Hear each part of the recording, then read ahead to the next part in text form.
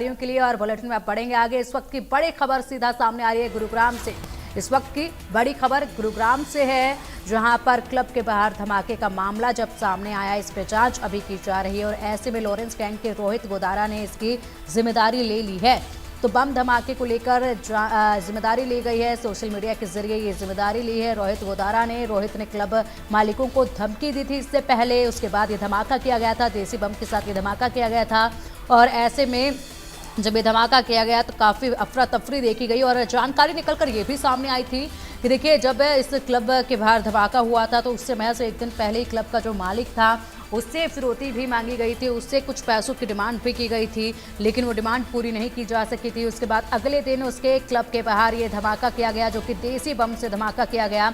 और जब ये धमाका हुआ तो सिर्फ और सिर्फ धुआं वहाँ पर नजर आया और हालांकि कोई नुकसान इससे नहीं पहुंचा था, लेकिन जाहिर सी बात है जब ऐसे धमाके होते हैं तो इलाके में हड़कंप ज़रूर मचती है, लोगों के बीच में डर का माहौल ज़रूर देखा जाता है। जिसके बाद मौके पर तमाम टीमें जो हैं वो पहुंची थी, उन्होंने जांच इस पूरे मामले में की थी और उससे ठीक एक दिन पहले भी गुरुग्राम के तमाम जो बड़े होटल्स हैं उनको भी बम से उड़ाने की धमकी दी गई थी मेल के जरिए। वहीं अगर अब इस मामले की बात करें तो यहाँ पर जब क्लब के बाहर ये धमाका किया गया तो इसकी जिम्मेदारी ले ली है लॉरेंस गैंग के रोहित गोदारा ने। इसकी जिम्मेदारी ली है लॉरेंस गैंग, जो कि लगातार सुर्खियों में है, लगातार चर्चाओं में है और ऐसे में इस गैंग पर नकेल कसने की तैयारी में पूरी तरीके से तमाम टीमें, एनआईए की बात हो चाहे पुलिस अधिकारियों की बात हो, वो जुटी हुई हैं। इनके एक गिरोह के एक एक मुखबिर जो हैं, गुर्गे जो हैं, उन पर भी लगाम लगाई जा रही है और ऐसे में रोहित गोदारा ने यहाँ पर गुरुग्राम में इस बम धमाके को लेकर जिम्मेदारी ली है, सोशल मीडिया पर पोस्ट करके जिम्मेदारी ली है। और ये पोस्ट पे आप देख सकते हैं जिसमें साफ तौर पर धमकी भी जो है वो नजर आ रही है और इसी के साथ साथ तमाम जो बातें हैं वो इस पोस्ट में लिखी हुई हैं। और ऐसे में अक्सर देखा जाता है कि लॉरेंस गैंग की तरफ से कहीं पर भी कोई भी, चाहे वो मर्डर किया हो, चाहे वो धमकी दी गई हो, धमकी भरा मेल भेजा गया हो या फिर इस तरीके से दहशत बनाने की कोशिश की गई हो, उस वक्त हमेशा ही यहाँ पर जो है सोशल मीडिया के जरिए जिम्मेदारी लॉरेंस गैंग के लोग जो है वो लेते हुए नजर आते हैं। अब चलिए अधिक अपडेट के लिए हमारे सहयोगी गोहित कौशिक हमारे साथ जुड़ गए हैं। गोहित, देखिए, धमाका हुआ था 2 दिन पहले यहाँ पर सेक्टर 29 के क्लब के बाहर, उसके बाद इलाके में हड़कंप मचा हुआ था, लोगों के मन में डर था। अब इस मामले में तस्वीर कुछ साफ हुई है और यहाँ पर लॉरेंस बिश्नोई गैंग के एक सदस्य जो कि रोहित गोदारा है, उन्होंने इसकी जिम्मेदारी सोशल मीडिया पर पोस्ट करके ली है।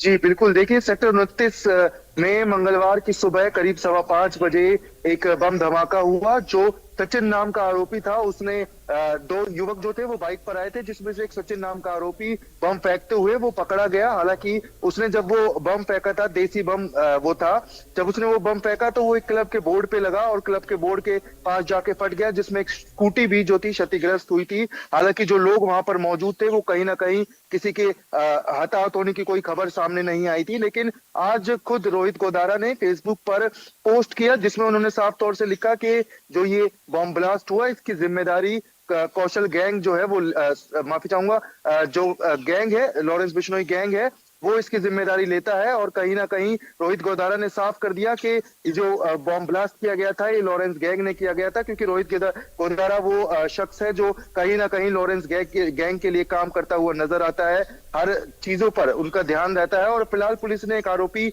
सचिन नाम के आरोपी को पकड़ा हुआ है, जो मेरठ का रहने वाला था। उससे लगातार पूछताछ यहाँ पर की जा रही है। जानकारी सामने आ रही है कि कहीं ना कहीं ये जो बम धमाका किया गया था वो क्लब के ऑनर को डराने के लिए और उनसे रंगदारी मांगने के लिए किया गया था, क्योंकि कई दिन पहले भी क्लब के जो मालिक है उसको लगातार रंगदारी उससे मांगी जा रही थी, उसको लगातार थ्रेट भरे फोन आ रहे थे, मेल्स आ रहे थे। तो कहीं ना कहीं जब इस बारे में सूचना मिली तो पुलिस ने भी अपने 15 लोग वहां पर तैनात कर दिए थे। 15 दिन पहले ही कई लोग जो थे पुलिस ने तैनात कर दिए थे और सिविल ड्रेस में वो लोग लगातार निगरानी रख रहे थे। लेकिन कहीं ना कहीं जब ये बम धमाका हुआ तो पूरा गुरुग्राम शहर भी दहल गया और उस आरोपी को फिलहाल मौके पर पकड़ लिया था। एक आरोपी पुलिस की गिरफ्त में है, हालांकि उसके पास से 2 और देसी बम बरामद किए गए हैं और एक कंट्री मेड वेपन भी बरामद किया गया है। तो साफ तौर से ये जाहिर है कि कहीं ना कहीं जो पुलिस है वो अब फिलहाल आरोपी से जांच और पूछताछ करती हुई नजर आ रही है, मामले की जांच की जा रही है। पर जिस तरीके से रोहित गोदारा ने इस पूरे मामले की जिम्मेदारी ली है, तो ये साफ तौर से दर्शाता है कि रोहित गोदारा का मकसद और क्लोरेंस गैंग का मकसद इस जो क्लब के मालिक हैं उनसे रंगदारी मांगने का था।